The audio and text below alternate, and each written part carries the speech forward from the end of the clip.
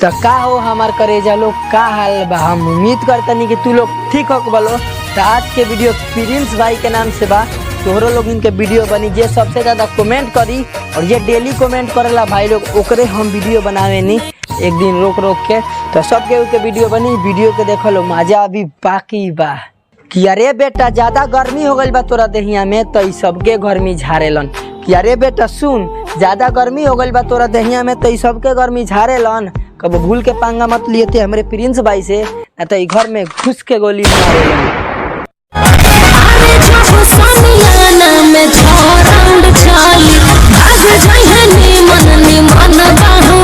कि अरे अखिया से अखिया लड़ते अखिया इकरार हो गइल बा।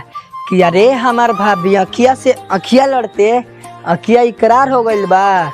हमारा प्रिंस भैया के हमार भाभी के औरी से ना हो, सिर्फ तोहरे से प्यार हो गइल बा।